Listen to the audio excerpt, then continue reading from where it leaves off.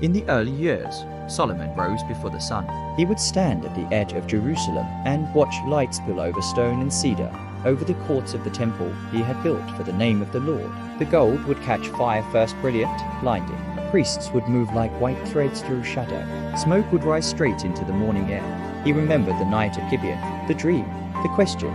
Ask for whatever you want. He had asked for wisdom, and wisdom had come. Nations sent envoys to hear him speak. Riddles untangled at his feet. Disputes dissolved under his discernment. Silver became as common as stones in Jerusalem. Cedar flowed down from Lebanon. Peace stretched across his borders like a well-stitched garment. Blessing upon blessing. But blessing can be quiet in its danger. It does not announce itself as threat. It arrives as comfort. Solomon began to measure success in projects. In walls raised and alliances forged.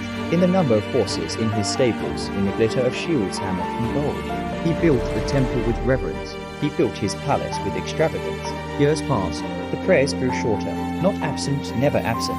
Just thinner. There were marriages too. At first, they were political.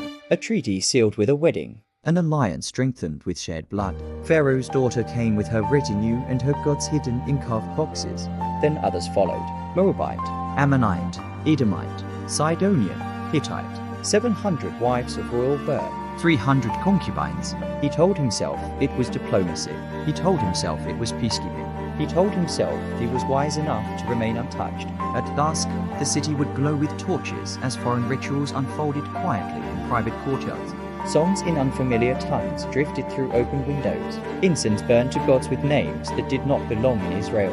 At first, Solomon did not join them. He only allowed. Allowance became accommodation.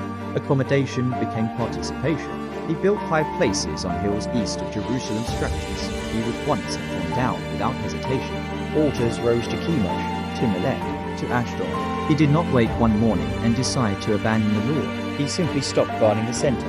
His heart, once fiercely singular in devotion, became divided ground. He still spoke wisely, still judged skillfully, still presided over feasts that dazzled visiting queens.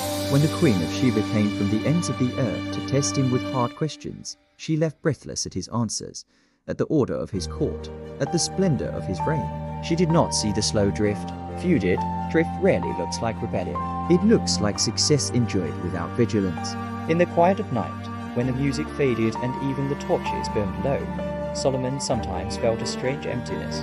Surrounded by abundance, yet restless. He walked through halls lined with carved lions and overlaid with gold, and the echo of his footsteps sounded too loud. He remembered another night long ago when he had confessed, "I do not know how to carry out my duties." Back then, dependence had felt natural.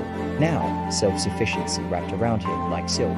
The Lord appeared to him again warning, reminding, calling him back to wholeheartedness. But the pull of habit is strong, and the heart, once divided, rarely mends without past.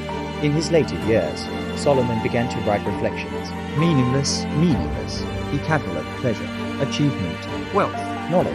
He had tasted them all. They did not satisfy.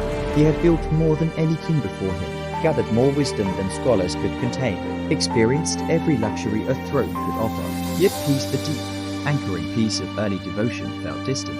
Blessings had not ruined him. Forgetting had. Forgetting that wisdom was gift, not possession. Forgetting that the giver mattered more than the gifts. When he walked past the temple in his old age, its gold still brilliant in the sun, he felt both pride and ache.